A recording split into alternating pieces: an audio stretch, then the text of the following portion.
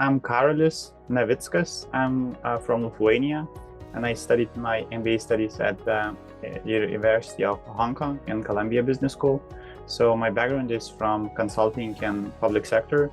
I started my career at EY, working as a consultant, and later on I moved to a public sector. So it was accidentally, but I think because of my skills and knowledge, I became advisor to the Prime Minister of Lithuania back in 2016, and it gave me a lot of push, experience, knowledge, and skills to move forward. And after a few years spent in public sector and private sector, I moved to Hong Kong to do my MBA.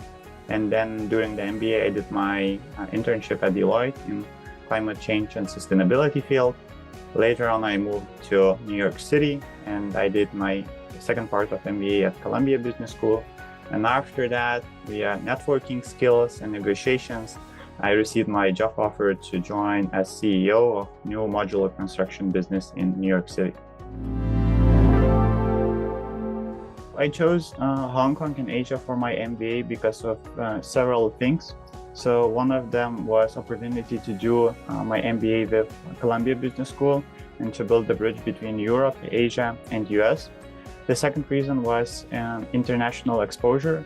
In Hong Kong, you can find and feel everything. So the opportunity to meet with industry leaders in different sectors, in different fields, gave me understanding that I can learn much more compared to other European business schools or US schools.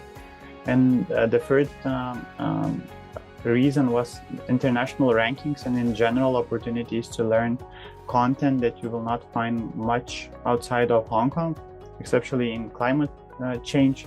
There are so many companies in China, in Greater Bay Area, working on these kind of fields. So you can learn a lot of things that it's happening right now, not 5 years ago or something like that.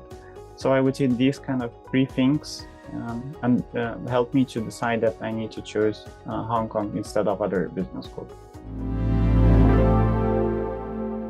In Asia, it's a different thing that people work a lot, and you can find that every single hour you will find a response to your email or call, no matter what, it's daytime or nighttime. On the other hand, I would say that people are very generous. They really like to help you, to support you in different ways. So I did my internship at Deloitte in Hong Kong. So it was like 500 people on the same floor.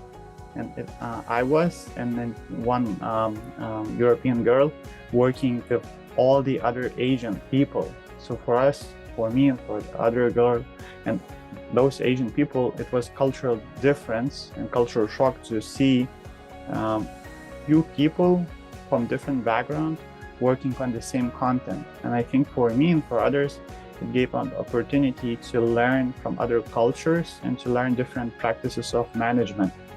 For me, management is the key thing that I'm working right now in my previous career.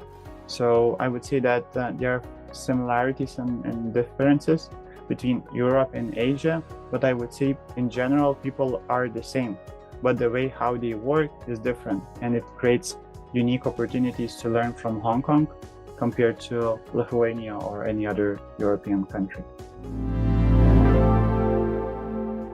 I learned a lot during my years in Hong Kong, and now with the huge baggage of the international exposure, I came to New York City, and this kind of exposure gave me an opportunity to meet different people, but more people from South America and Europe again. So it's kind of, when you see Earth, it's circle, so the same with the cultural background.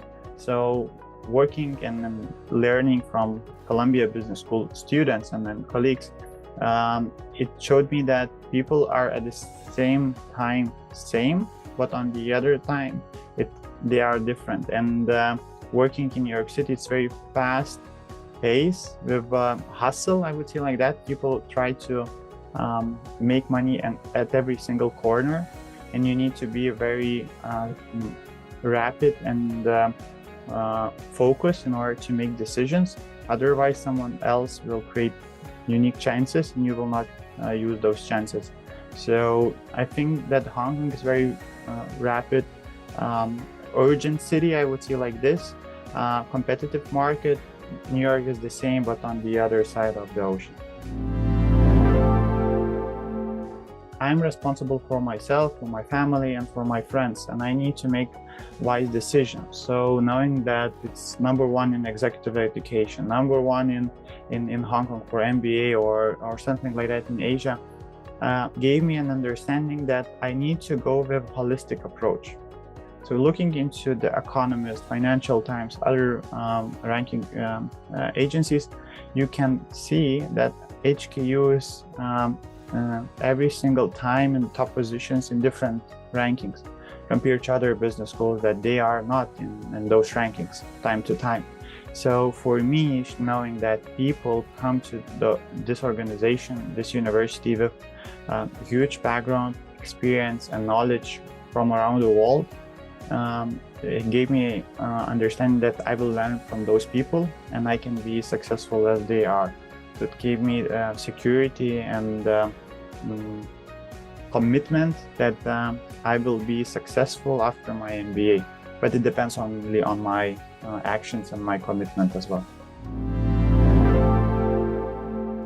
There are skills, knowledge, experience during the class, in the lectures that you can learn reading business case and then learning from the teacher or professor or students, different content, because people come from different backgrounds, from casino industry, from auditing, from advisory, from private equity, investment, etc. And they bring different opinions and perspectives on the table during the business cases, talking about operational excellence or management practices or optimizing something or creating strategies. On the other hand, during my MBA time, I had so much of training in general. So it gave me opportunity to learn on public speaking, on body language, on interest management, how to work with different cultures and people from different backgrounds.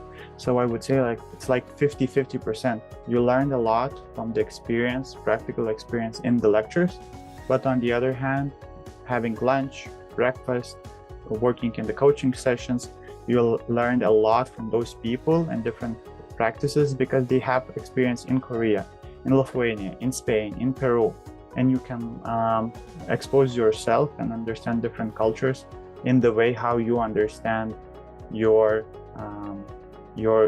area or your community. I had different lectures on executive leadership, operations management, strategy, managerial economics, more or less everything about being manager. And I believe that manager is responsible for managing people, so leading people, engaging with people, involving people. And these kind of lectures gave me an opportunity to understand more about how to use theoretical knowledge into practice. On the other hand, I had so many coaching sessions to learn how to speak with others in different cultures, how to use my body language in order to show executive presence, or how to work with different cultures in order to be more efficient or make decisions fast. So I would say that for me, being a leader right now, I had my previous experience back in Lithuania, working as a chief operating officer in my previous experience before going to MBA. And I never thought that after MBA, I will do immediately CEO job.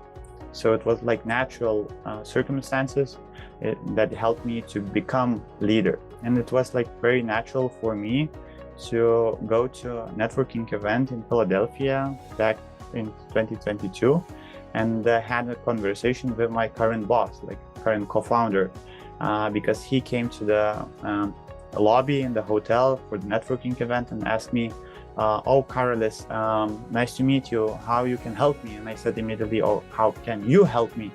And it was like natural reaction, like stand for myself to show that I am capable to do anything. Let's do and let's try. So I think like this kind of feeling in myself, it was the overall result of my MBA in HKU and CBS. Actually, yesterday I had a conversation with my friend working at Google in New York City.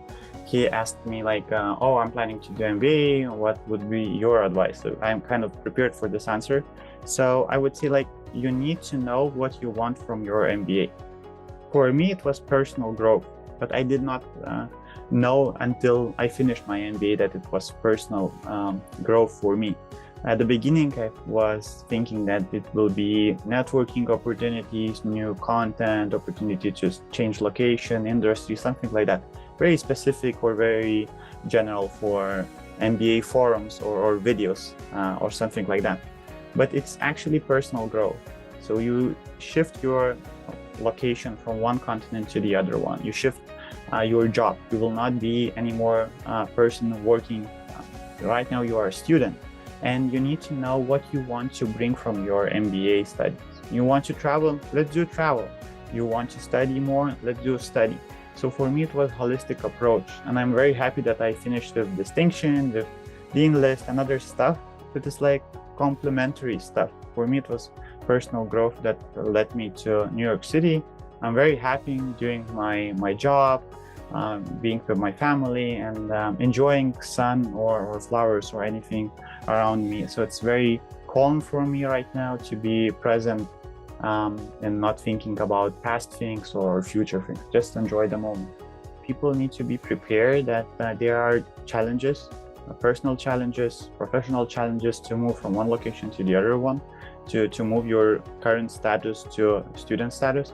So you need to be very sharp and very committed to what you are doing right now. You need to be open-minded and with growth mindset. That you need to learn as much as possible. Yes, you will know something from your lectures, business cases, but still you need to be with open growth minded in order to grow and to enjoy MBA after all. And after 10 years or 5 years, you will say that, oh, maybe I did something wrong. But don't worry about that. Be prepared that it will be with mistakes, with growth and with downs, but still you need to be ready to bounce back. And I think bounce back is the key moment for any student in general, because people are not like robots. They are humans, they make mistakes, and it's natural for us to do that.